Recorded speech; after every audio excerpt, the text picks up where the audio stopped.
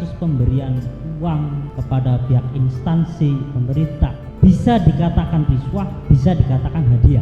Tradisi Bahsul Masail itu sebetulnya dari dulu, itu kelanjutan dari budaya ulama zaman dulu ya. Nama lain dari musyawarah. Artinya ada problem-problem yang terjadi di masyarakat, kemudian dibahas bersama oleh para santri dalam menyikapi hal ini bagaimana. Saya baca hampir dalam Kutubut Turas itu. Saya gabungkan sebentar, Tor. Dari dulu memang pondok pesantren itu membuat wadah semacam ini, membuat wadah semacam Bahsul Masail ini. Tapi memang jujur untuk santri putri baru berapa lama ini, tidak lama lah. Sebelum ada Bahsul Masail perempuan, kami hanya menerima jawaban dari laki-laki yang ikut Bahsul Masail. Kita hanya menerima, oh jawabannya seperti ini. Sementara kita tidak ditanyakan bagaimana sebenarnya perempuan gitu. Kita tidak bisa memilih jawaban yang pas gitu buat kita. Terima jadi.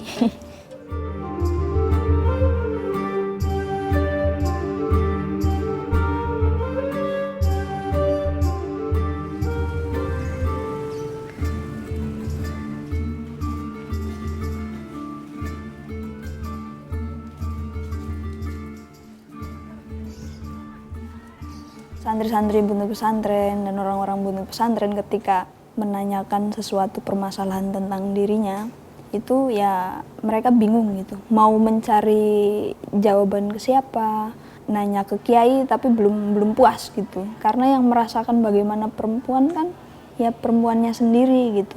Seakan-akan perempuan tidak diberikan otoritas untuk menentukan hukum. Ini gimana ya gitu jawabannya. Jadi mesti merujuknya ke laki-laki karena yang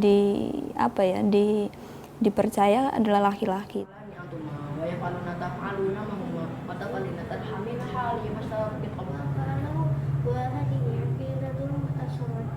Sebetulnya perempuan itu perlu ada bimbingan khusus yang tidak bisa disamakan dengan bimbingan ke laki-laki.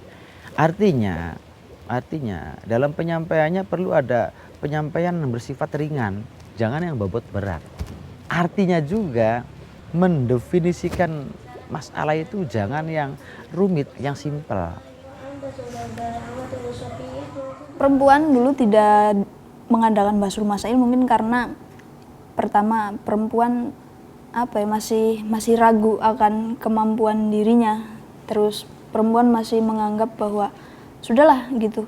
Penentuan hukum itu adanya di laki-laki bukan di mereka sendiri. Tapi kenyataannya ketika mereka menanyakan tentang permasalahan perempuan yang dijawab oleh laki-laki, mereka merasa tidak puas sendiri gitu dengan jawaban dari para kiai itu. Tapi perempuan tidak bisa berbuat apa-apa. Tidak bisa berbuat apa-apa. Ya sudah, manut akhirnya. Ya nyari sendiri lah. Yang namanya Bahsul Masail tuh kalau misalkan hadisnya aja ya nggak boleh, harus dari kita berujukannya, referensinya dari mana. Kalau misalkan hadisnya aja nggak bisa.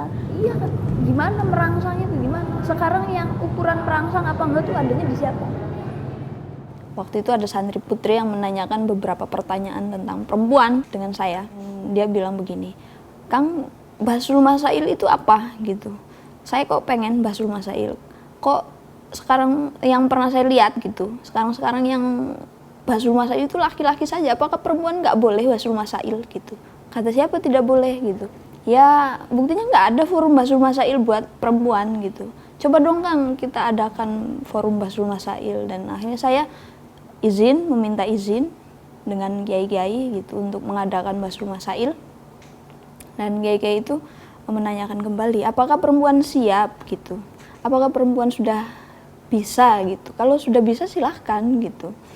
Dan dari situ kita merasa benar-benar tercambuk ya untuk bangkit. Assalamualaikum.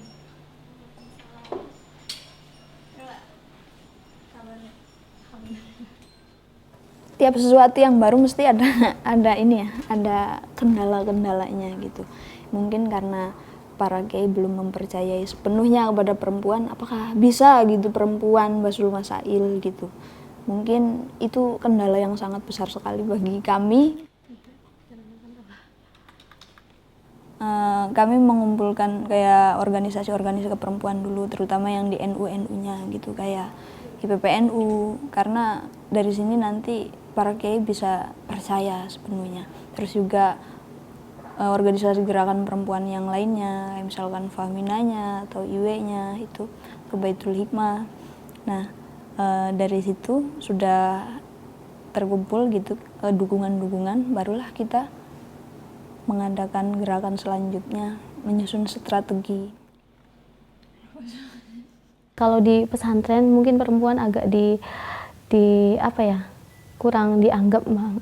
Jadi biasa paling ada masail atau kegiatan-kegiatan apa ya, laki-laki itu, perempuan mungkin suaranya kurang terdengar.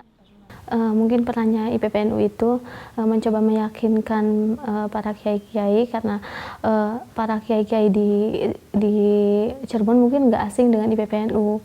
Mereka juga kan masih di lingkungan yang tradisi atau masih kulturnya kultur LU. Jadi IPPNU bisa diterima di semua pesantren-pesantren seperti itu, Mbak.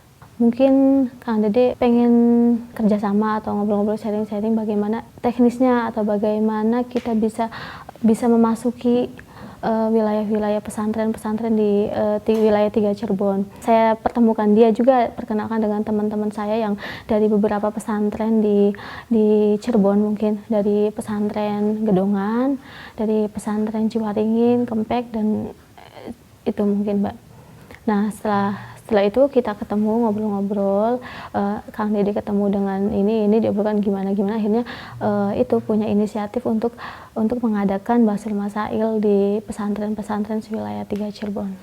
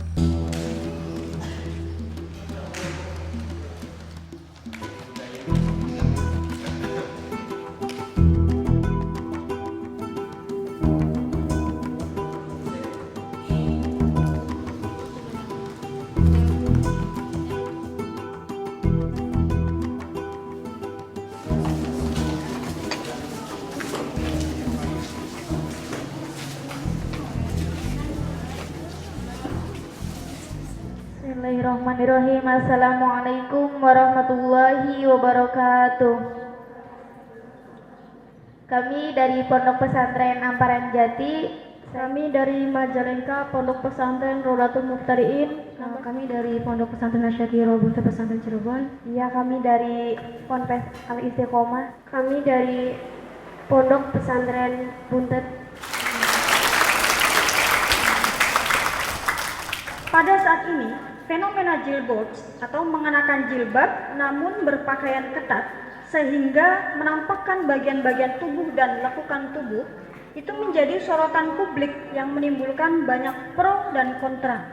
Oke, menurut pendapat kami, hukum jilbab di sini boleh. Dari surat An-Nur ayat 31 ataupun 30, dia tidak mengurangi kehormatan. Berarti perempuan ketika memakai kayak gitu, dia masih dibilang hormat kok ketika di Indonesia gitu.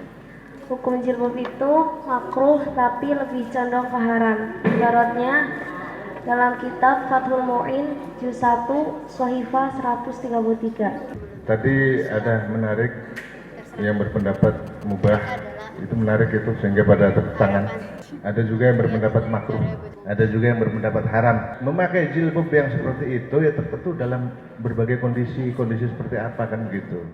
Kemarin itu isu yang diangkat adalah jilbab, terus tentang tes keperawanan, terus juga tentang sulam alis dan sulam bibir itu. tahun 2004, Dinas Pendidikan, Pemerintah Daerah dan Majelis Ulama Indonesia MUI Pamekasan membuat wacana tes keperawanan sebagai syarat lulus SMA. Anak yang mau masuk ke SMA itu harus tes keperawanan. Nah, tesnya itu adalah setiap perempuan itu harus masuk ke ikut ke dokter, kemudian dia punten itu vaginanya harus dimasuki alat gitu tuh. Kalau dan lain sebagainya itu kan merobek gitu tuh. Tasarruful imami ala ru'ayati manutun bil maslahati. Pekerjaan pemerintah itu harus membuat maslahat masyarakatnya. Kalau tes keperawanan itu kan seperti kita itu membuka aib kita sendiri. Seandainya yang nggak lulus berarti dia nggak perawan. Nah berarti itu kan termasuk dari kejadian yang nggak menutupi aib kita sendiri. Jangan sampai ke arah situ gitu ya. Jadi sangat menakutkan. Jangankan belum hilang nanti malah jadi hilang. Itu yang bahaya gitu. Ada enggak kira-kira seperti Asnigor tadi sekedar tes urin mungkin ya? Atau bukan saya merasa meresahkan dengan tes keperawanannya. Jadi apa yang dipaparkan oleh teman tadi itu kelihatannya sangat-sangat kasar sekali gitu. Maka saya sering mengusulkan apakah ada tata cara ngetes keperawanan itu pakai dengan cara yang lain. Nah, bila dilakukan tes keperawanan yang caranya dengan syar'i, saya pun sangat-sangat mendukung. Sama saja, kami tidak memperbolehkan.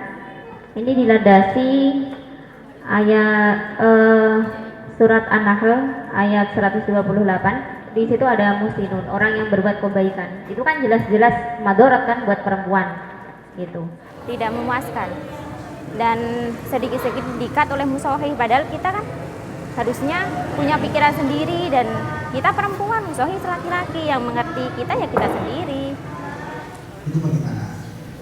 Atau kalau bisa dibandingkan dengan sekedar memakai Sebenarnya yang kita membutuhkan musoheh yang perempuan itu karena ketika kita menghadapi permasalahan-permasalahan yang hanya dihadapi perempuan, ya hanya perempuan itu sendiri yang bisa menjawab. Kalau misalkan bagaimanapun ya laki-laki tidak bisa merasakan perempuan itu seperti apa. Dilepas kepalanya tapi dipegang buntutnya. Seperti begitu kan. Artinya diberikan forum Basul Masail dengan semua pesertanya perempuan katakanlah begitu atau santri-santri putri, tetapi maksudnya tetap seorang laki-laki. Apakah nanti ini tidak jadi keputusan yang timpang katakanlah atau lebih mementingkan dari pihak laki-lakinya? Dalam forum Basul Masail itu jawaban itu harus ada rujukannya. Jadi tidak berdasarkan keputusan pribadinya sebagai seorang musyahih itu tidak. Tapi dari jadi insya Allah objektif.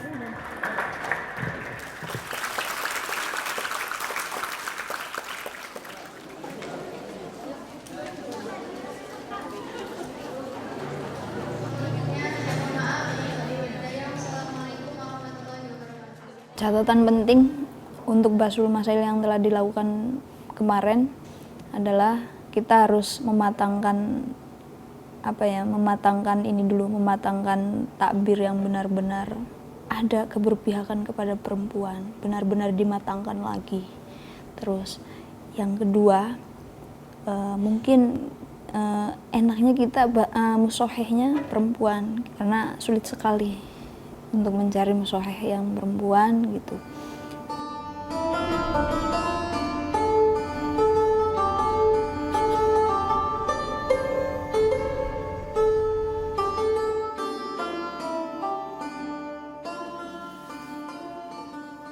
Yang selalu ditanamkan oleh bapak saya adalah dimanapun kamu berada, kamu harus bisa mendatangkan kemanfaatan buat orang banyak, terutama karena kamu perempuan, ya di perempuan itu, di sektor perempuan kamu harus bisa memberikan manfaat dan kontribusi yang banyak buat perempuan, terutama kayak misalkan dalam ilmu-ilmu fikihnya, dalam ilmu nahunya, dalam ilmu tasawufnya, apanya gitu.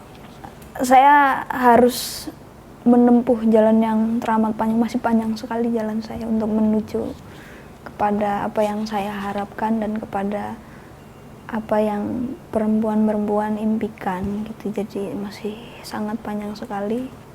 Ketika kita berhadapan dengan tradisi, ketika kita berhadapan dengan budaya, tidak boleh dengan cara yang kasar atau dengan cara yang menggebu-gebu. Kita harus benar-benar